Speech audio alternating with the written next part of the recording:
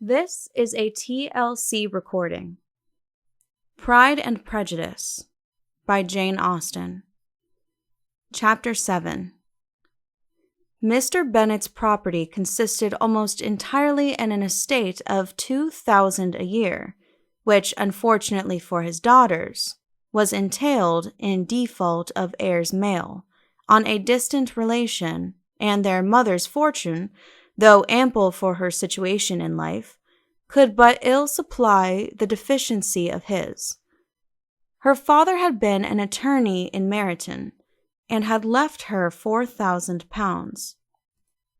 She had a sister married to a Mr. Phillips, who had been a clerk to their father, and succeeded him in the business, and a brother settled in London in a respectable line of trade. The village of Longbourn was only 1 mile from Meryton, a most convenient distance for the young ladies, who were usually tempted thither 3 or 4 times a week, to pay their duty to their aunt and to a milliner's shop just over the way. The 2 youngest of the family, Catherine and Lydia, were particularly frequent in these attentions.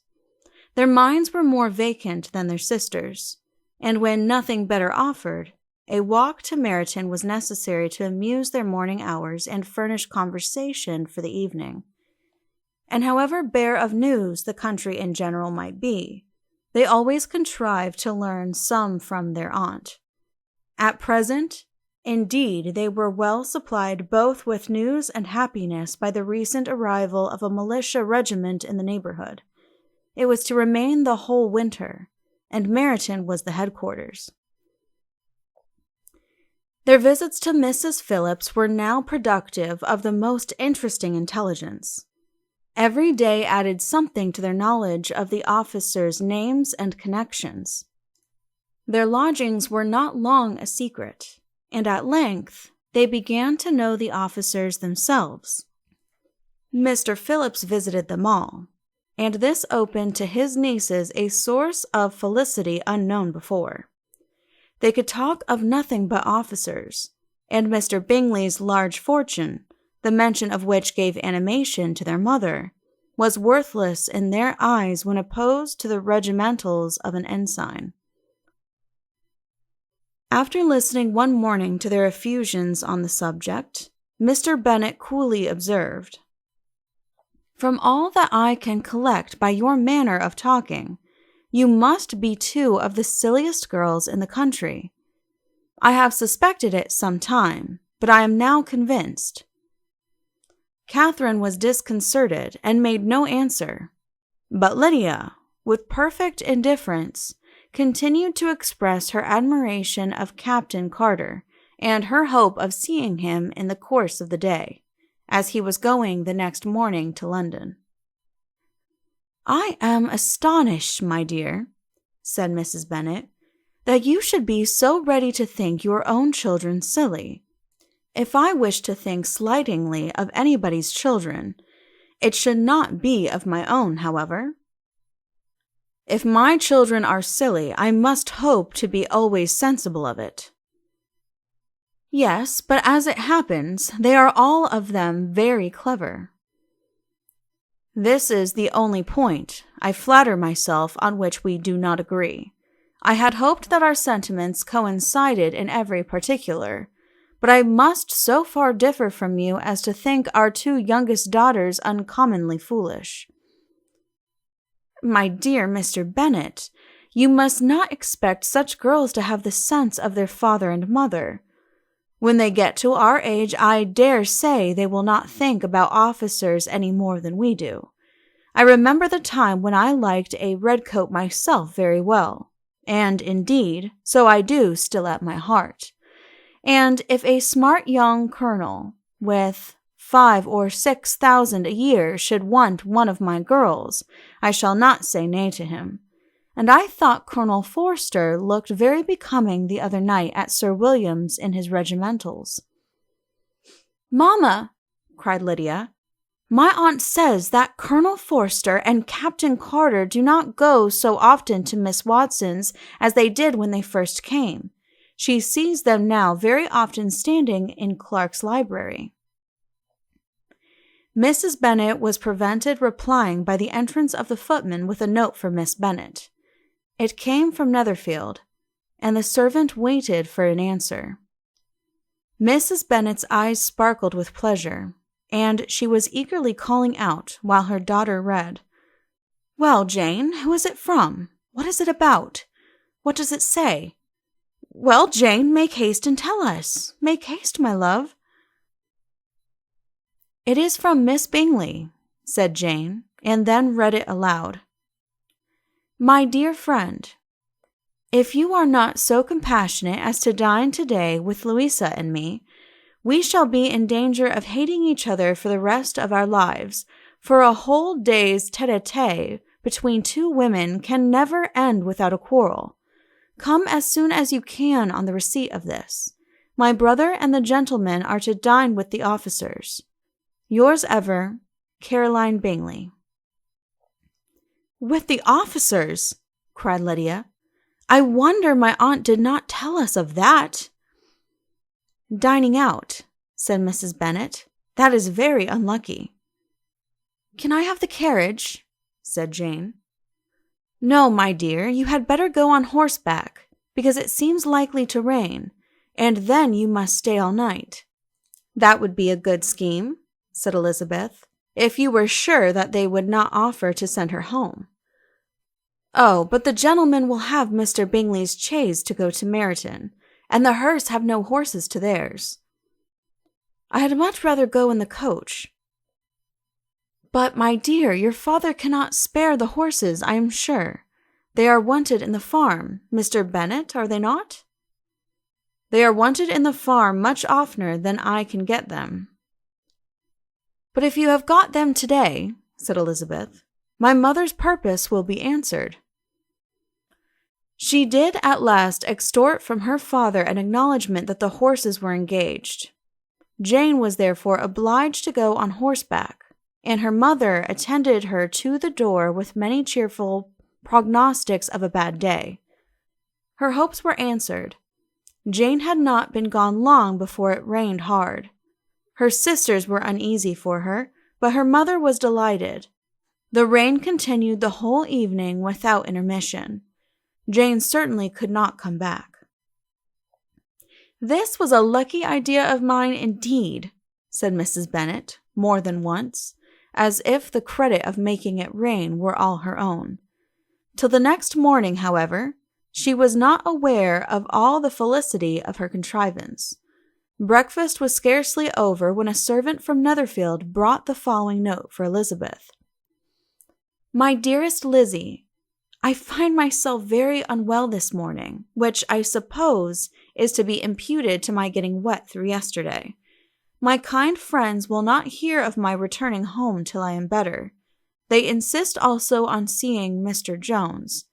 Therefore do not be alarmed if you should hear of his having been to me, and excepting a sore throat and headache, there is not much the matter with me.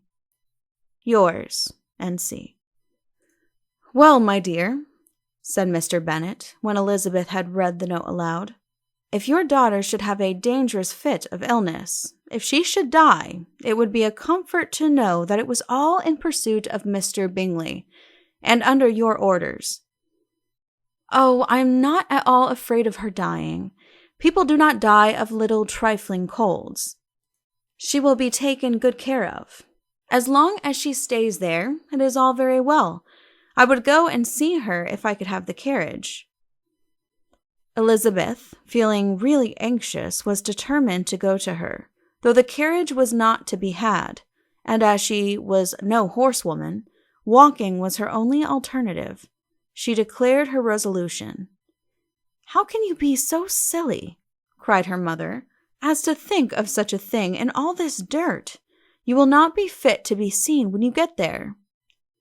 "I shall be very fit to see Jane, which is all I want." "Is this a hint to me, Lizzie," said her father, "to send for the horses?" "No, indeed, I do not wish to avoid the walk. The distance is nothing when one has a motive. Only 3 miles. I shall be back by dinner." "I admire the activity of your benevolence," observed Mary, "but every impulse of feeling should be guided by reason, and, in my opinion, exertion should always be in proportion to what is required." "We will go as far as Meryton with you," said Catherine and Lydia. Elizabeth accepted their company, and the three young ladies set off together.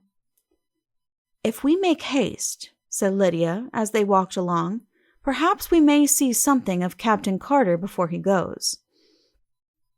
In Meryton they parted.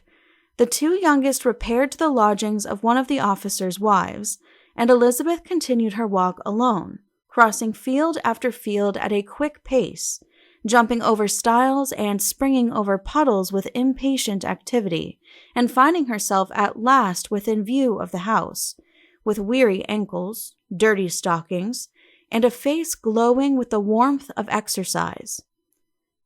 She was shown into the breakfast parlor, where all but Jane were assembled, and where her appearance created a great deal of surprise.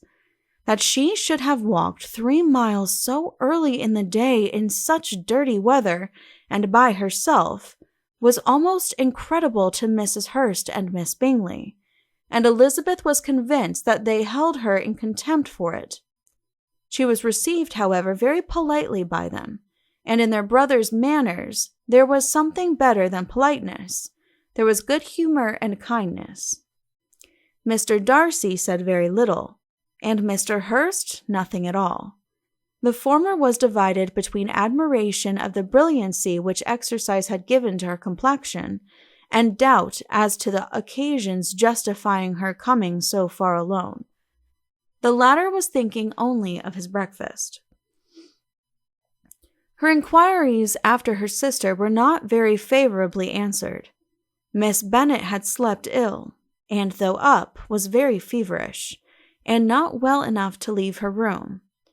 Elizabeth was glad to be taken to her immediately, and Jane, who had only been withheld by the fear of giving alarm or inconvenience, from expressing in her note how much she longed for such a visit, was delighted at her entrance. She was not equal, however, to much conversation, and when Miss Bingley left them together, could attempt little beside expressions of gratitude for the extraordinary kindness she was treated with. Elizabeth silently attended her. When breakfast was over, they were joined by the sisters, and Elizabeth began to like them herself, when she saw how much affection and solicitude they showed for Jane. The apothecary came, and having examined his patient, said, as might be supposed, that she had caught a violent cold, and that they must endeavor to get the better of it, advised her to return to bed, and promised her some draughts. The advice was followed readily, for the feverish symptoms increased and her head ached acutely. Elizabeth did not quit her room for a moment, nor were the other ladies often absent. The gentlemen being out, they had in fact nothing to do elsewhere. When the clock struck 3, Elizabeth felt that she must go, and very unwillingly said so. Miss Bingley offered her the carriage, and she only wanted a little pressing to accept it, when Jane testified such concern in parting with her that Miss Bingley was obliged to convert the offer of the chaise to an invitation to remain at Netherfield for the present. Elizabeth most thankfully consented, and a servant was dispatched to Longbourn to acquaint the family with her stay, and bring back a supply of clothes. End of Chapter 7. Please click the link below to continue on to Chapter 8. This has been a TLC recording. Thank you for listening, and please be sure to subscribe.